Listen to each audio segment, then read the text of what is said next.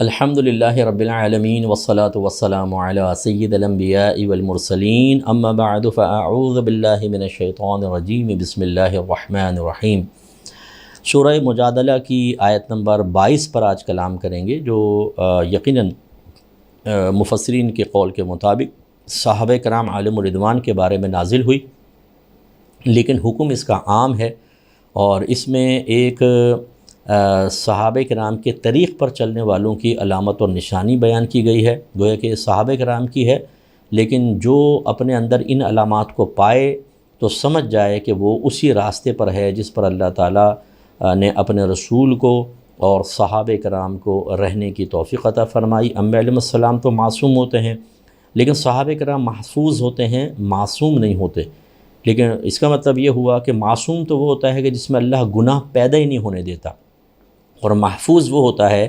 کہ گناہ کا ارتکاب ہو سکتا ہے لیکن اللہ تعالیٰ ان کی حفاظت فرماتا ہے اور وہ اس سے محفوظ رہتے ہیں۔ تو لہٰذا وہ صحابہ کرام، ان میں کون سی ایسی چیز تھی کہ اللہ تعالیٰ نے خاص یہاں پر ذکر فرمائی اور جس نے انہیں عام لوگوں سے ممتاز رکھا اور قیامت تک وہ تمام لوگوں سے زیادہ بلند و بالا رہیں گے؟ ان میں سے جو ایک چیز یہاں ذکر کی گئی وہ میں آپ کی خدمت میں ذکر کرتا ہوں۔ اللہ تعالیٰ فرماتا ہے کہ لا تجدوا قوما، اے حبیب آپ نہیں پائیں گے کسی قوم کو، یؤمنون باللہ والیوم الآخری، جو اللہ تعالیٰ اور اخروی دن پر ایمان رکھتی ہو، یعنی ایسی قوم جو اللہ اور اخروی دن پر ایمان رکھتی ہو، آپ اس قوم کو ایسا نہیں پائیں گے۔ کیسا؟ یوادون من حاد اللہ ورسولہ، کہ وہ ان لوگوں سے محبت کریں جو اللہ اور اس کے رسول کی مخالفت کرنے والے ہیں، ان سے دشمنی کرنے والے ہیں۔ اس کا مطلب یہ ہے کہ یہ ہے ہمارے ایمان کا بہت بڑا امتحان کہ ہماری دوستی اور محبت صرف اللہ تعالیٰ اس کے رسول کے لیے ہونی چاہیے، اور ایسے لوگ کہ جو اللہ کے لیے دوستی کرتے ہیں، اللہ کے لیے دشمنی کرتے ہیں، وہ گویا کہ صحابہ کرام کے طریق پر ہیں۔ اس سے پہلے کہ میں آگے اس کی آیت کا حصہ عرض کروں، یہ سمجھ لیجئے کہ جو اللہ اس کے رسول کی مخالفت کرنے والے ہیں، جن سے میل جول اور محبت منع ہے، وہ ہیں سب سے پہلے تو جن کا عقیدہ ٹھیک نہ ہو، جو اللہ کی شان میں گستاخی کریں، نبی کریم صلی اللہ علیہ وسلم یا دیگر انبیاء علیہ السلام کی شان میں گستاخی کریں، یا صحابہ کرام اور اہل بیت اطہار میں سے کسی کی شان میں گستاخیاں کریں، ایسے ہی اپنے جو اکابرین ہیں ان کے ساتھ بدتمیزیاں، ان کے بارے میں گندی باتیں کرنا، جھوٹ منسوب کرنا، جیسے کہ آج کل سوشل میڈیا پر آپ دیکھتے ہیں۔ تو اس قسم کے لوگ جو ہیں یہ حقیقتاً اللہ اور اس کے رسول کی مخالفت کرنے والے ہیں، ان سے دشمنی کرنے والے ہیں، ان سے دور رہنے کا حکم ہے۔ چونکہ یہ صحابہ کرام سرکار پہ آیت نازل ہوئی اور صحابہ کرام کے سامنے بیان ہوئی، تو اول مخاطب تو صحابہ کرام ہیں۔ تو ذرا اس تناظر میں دیکھیں کہ وہ ان کا وقت امتحان تھا کہ اگر ایک صحابی ایمان لے آئے ہیں تو ان کے والد ہیں، اس کی والدہ ہیں، یا ان کے دیگر رشتہ دار ہیں، بیوی بچے ہیں، وہ کافر ہی رہے فرض کر لیں، اور نبی کریم سے، اسلام سے، اللہ سے دشمنی رکھتے ہیں، تو یہ ان کا امتحان تھا کہ اب ان کے ساتھ رہنا ہے، محبت قائم رکھنی ہے یا نہیں۔ تو صحابہ کرام نے اس امتحان میں پورا اتر کر دکھایا، انہوں نے سب کو چھوڑ دیا۔ غزوہ بدر ہوا، صدیق اکبر رضی اللہ تعالیٰ عنہ مسلمان ہیں، اور آپ کے صاحبزادے حضرت عبد الرحمن جو بعد میں ایمان لے آئے تھے، وہ کفار کی طرف سے آئے، مقابلہ ہوا اور پھر ختم ہو گیا، بعد میں وہ ایمان لائے، ملے۔ تو انہوں نے والد صاحب سے کہا کہ غزوہ بدر میں کئی مرتبہ آپ میرے سامنے آئے، لیکن میں نے آپ پر تلوار کا وار نہیں کیا، صرف آپ کے والد ہونے کا سوچ کر۔ صدیق اکبر رضی اللہ تعالیٰ عنہ نے فرمایا کہ اگر تم میری تلوار کے سامنے آتے تو میں تمہیں قتل کرنے میں ایک لمحہ نہ لگاتا۔ یہ ہے ایمان۔ اس سے ذرا ہمارے احباب ذرا غور کریں۔ ایک ہوتا ہے مجبوری کی صورت، وہ میں بعد میں کلام کرتا ہوں۔ ایک ہے کوئی مجبوری نہیں ہے، لیکن ہم رشتہ داریاں نبھا رہے ہوتے ہیں، ہم دوستیاں نبھا رہے ہوتے ہیں، ہم اسکول کالج میں ایسوں کو دوست بنا لیتے ہیں جو برملا بدتمیزیاں کر رہے ہوتے ہیں، اور ہم کہتے ہیں یار ٹھیک ہے، اس کا عقیدہ اس کے ساتھ ہے، ہمارا عقیدہ ہمارے ساتھ ہے۔ میں کوئی تفریقی کی بات نہیں کر رہا ہوں، میں کوئی فرقوں کی بات نہیں کر رہا ہوں، لیکن یا دیکھیں ایک فطری تقاضا ہوتا ہے، کوئی آپ کی والدہ کو گندی گالی بک دے، آپ کے والد کو گالی بکے، آپ کی بہن پہ گندا الزام لگا دے، تو کیا آپ کا دل چاہے گا اس کے ساتھ ہنس ہنس کے باتیں کرنا، چائے پینا، کھانا پینا؟ کبھی بھی نہیں، اور ایسا ہی ہوتا ہے بلکہ۔ لیکن جب کوئی اللہ کے خلاف بول رہا ہوتا ہے، اللہ کا مذاق اڑا رہا ہے، رسولوں کا مذاق اڑا رہا ہے، قرآن کا، شریعت کا مذاق اڑا رہا ہے، صحابہ کے بارے میں غلط قسم کے جملے کہہ رہا ہے، اہل بیت اطہار کی شان میں گستاخی کا مرتکب ہو رہا ہے، تو ہمیں فوراً اخلاق یاد آ جاتا ہے، یار چھوڑو یار، اس کا عمل اس کے ساتھ ہے، ہمارا ہمارے ساتھ ہے، کوئی بات نہیں۔ تو بھئی جب آپ کی والدہ کو گالی بکی دے تب بھی یہ کہتے ہیں نا، یار اس کا عمل اس کے ساتھ ہے، آیا تجھے چائے پلاؤں۔ جو آپ کے والد کو گندی گالی دے دے، اسے کہیں آؤ میں تمہیں لسی پلاتا ہوں، تمہارا عمل تمہارے ساتھ کبھی بھی نہیں ہوگا۔ یعنی اس کا مطلب یہ کہ ہماری نگاہوں میں ہمارے والد، والدہ، بیوی، بچے، بھائی، بہن، بھابھی، چچی، ماموں، تایا، ان کی اہمیت اتنی زیادہ ہو گئی ہے کہ جو اہمیت معاذ اللہ ابھی تک ہماری نگاہوں میں نہ اللہ کو حاصل، نہ رسول کو، نہ قرآن کو، نہ شریعت کو، نہ اہل بیت اطہار کو، نہ صحابہ کرام کو۔ تھوڑا سا اس پہ غور کیجئے گا۔ ایک ہوتی ہے، اس کا مطلب ہے کہ ان سے محبت نہیں رکھنی ہے، ایک ہوتی ہے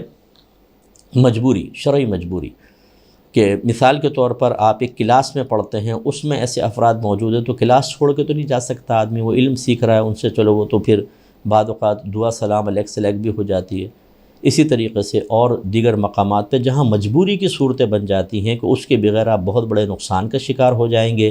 یا فرض کر لیں کہ اگر آپ وہاں پر کوئی نامناسب طرز عمل، لوگوں کی نگاہوں کی بات کر رہا ہوں، ورنہ مناسب یہی ہوتا ہے کہ قطع تعلق رکھا جائے، لیکن نامناسب رویہ، لوگ کہتے ہیں نامناسب رویہ ہے، لوگوں کی لینگویج کے اعتبار سے عرض کر رہا ہوں، وہ اس کو دیکھ کر آپ سے بدظن ہو جائیں گے، اور جو شخص غلط ہے اس کی ہمدردیاں پیدا ہو جائیں گی، تو پھر حکمت اختیار کرنے کی اجازت ہوتی ہے کہ تھوڑا بہت ایک لمٹ میں رہ کر سکتے ہیں، لیکن اس کے علاوہ نہیں۔ اب جیسے آپ کی دکان آپ چلا رہے ہیں، کوئی ایسا شخص آ گیا جو اس طرح کے معاملات کرتا ہے، آپ اس سے لڑ تو نہیں سکتے، آپ اس کو چیز بیچ سکتے ہیں، دیگر معاملات کر سکتے ہیں۔ اسی طریقے سے اور بہت سارے ہوتے ہیں معاملات، تو جہاں مجبوری کی صورت بنتی ہے وہ الگ بات ہے، لیکن جہاں مجبوری نہیں ہے بالکل، پھر آپ کو اپنے دل سے ضرور کویسچن کرنا چاہیے۔ اچھا، میں یہ بھی نہیں کہہ رہا ہوں کہ آپ مارنا شروع کر دیں، ریاستی معاملات کو اپنے ہاتھ میں لیں، یہ نہیں، یہ ریاست کا کام ہے، جبر کرنا ہمارا نہیں ہے۔ ہمارا کام یہ ہے موجودہ دور کے تقاضے کے اعتبار سے کہ ہم دل میں برا جانیں، اور کم از کم جتنا دور رہ سکتے ہیں ایسے افراد سے رہیں۔ ہاں، اصلاح کر سکتے ہیں تو بہت اچھی بات ہے۔ یہ بھی غلط رویہ ہوتا ہے کہ اگر کسی نے ایسا کوئی کیا تو اس کو بس چھوڑ ہی دو، بالکل کوشش کریں اصلاح ہو جائے، اسے ایسا لٹریچر دیں، اسے ایسے علماء سے ملوائیں، ان کی سپیچز سنائیں کہ شاید وہ ہدایت کی طرف آ جائے، یہ کوشش پوری کریں، لیکن نہ باز آئے تو پھر اپنے آپ کو پیچھے کریں۔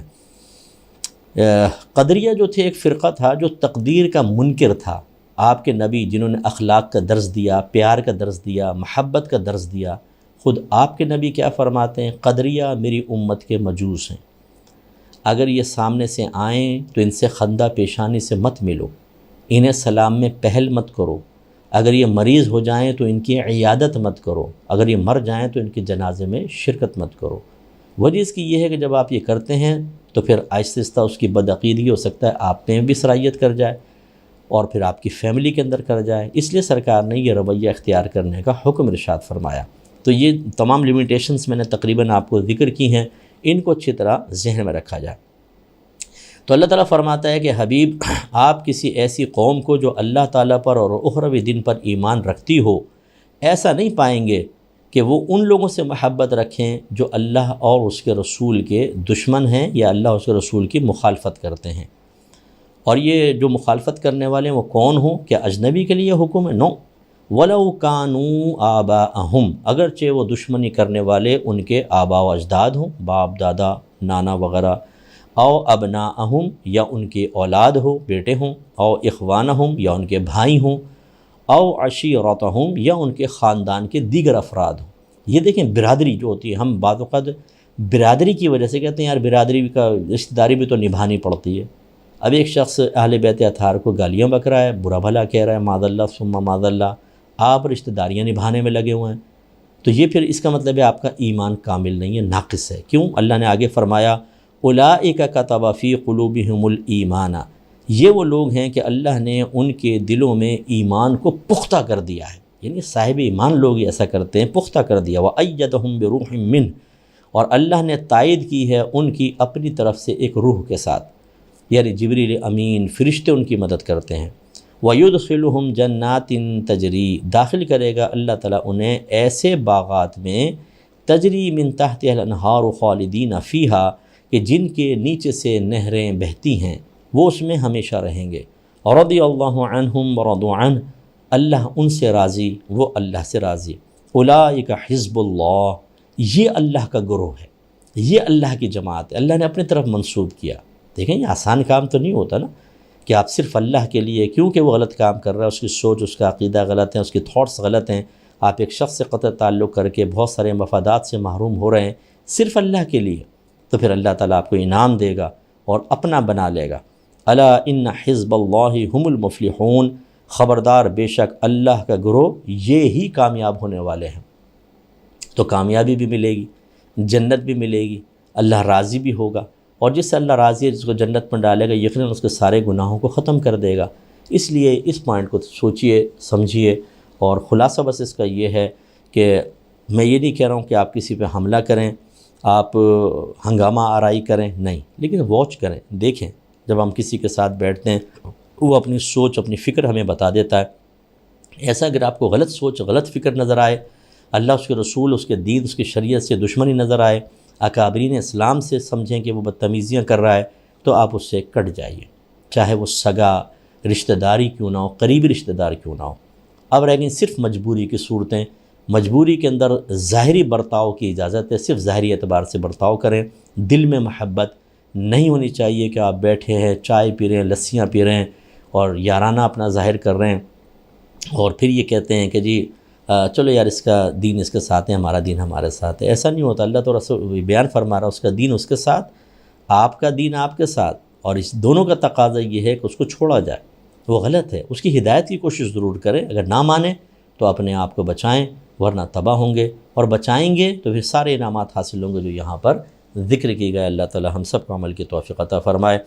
بسم اللہ الرحمن الرحیم، الحمدللہ رب العالمین والصلاة والسلام علی سید الانبیاء والمرسلین، یا ارحم الراحمین یا ارحم الراحمین یا ارحم الراحمین۔ اے مالک مولا، ہم سب کو اس درس قرآن میں تو نے شریک کیا، توفیق عطا فرمائی، تیرا لاکھ لاکھ شکر ہے اے میرے مالک مولا۔ ہماری اس درس میں حاضری اور اس کے علاوہ جتنی ہم نے رمضان میں اور علاوہ رمضان کی عبادات کی، سب اپنی بارگاہ میں قبول و منظور فرما لے۔ اے اللہ اپنے حبیب کریم صلی اللہ علیہ وسلم کی سچی محبت، پختہ عشق عطا فرما، اس کے تمام تقاضے پورے کرنے کی توفیق عطا فرما۔ اے مالک مولا، ہمیں تیری رضا کی خاطر ہی دوستی، تیری رضا کی خاطر ہی دشمنی کرنے کی توفیق عطا فرما۔ نفس کی خاطر، دنیا کی خاطر ہم نے جتنے مسلمانوں سے قطع تعلق کیا، اللہ تعالی ہمیں توبہ کرنے اور ان سے دوبارہ میل جول بڑھانے کی توفیق عطا فرما۔ اے اللہ ہمیں جتنے بے روزگار ہیں سب کو روزگار عطا فرما دے، ہر بیمار کو شفائے کاملہ عطا فرما، جو بیماروں کی تیمارداری پر مقرر ہیں انہیں ہمت اور حوصلے سے ان کی خدمت کرنے کی توفیق عطا فرما، ہر بے اولاد کو نیک اور صالح اولاد عطا فرما، جو صاحب اولاد ہیں ان کے اولادوں کو نیک پرہیزگار متقی اور اپنے والدین کی آنکھوں کی ٹھنڈک بنا کے رکھ۔ اے اللہ ہماری اولاد کو ہر قسم کی بری حرکات، برے کردار، برے اخلاق، بری صحبت، بد مذہبوں اور بد مذہبیت سے محفوظ رکھنا، ہمارے لیے بہت بڑا ثواب جاریہ بنا دے۔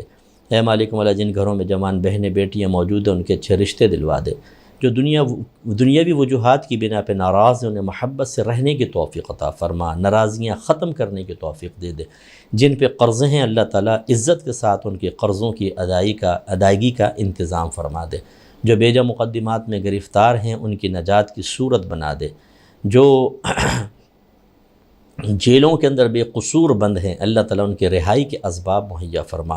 اے مالک مولا، ہمارے ملک پاکستان کو دن دونی رات چوگنی ترقی کرنے کی توفیق عطا فرما۔ دنیا بھر میں جہاں کہیں مسلمانوں پر ظلم ہو رہا ہے اللہ تعالیٰ ہم سب کی غیب سے امداد فرما، ہمیں متحد ہونے اور اپنے دین اسلام کو ترجیح دے کر اس کی برکات حاصل کرنے کی توفیق عطا فرما۔ اے اللہ ہم سب کو قرآن اور حدیث کے قریب آ کر ان کو سمجھنے، پڑھنے، ان پر عمل کرنے کی توفیق عطا فرما۔ اے مالک مولا، ہم سب کو حج بیت اللہ کی سعادتیں نصیب فرما، اور رمضان میں عمرے کرنے کی توفیق عطا فرما، نبی کریم صلی اللہ علیہ وسلم کے روضہ انور کی بادب حاضریاں نصیب فرما دے۔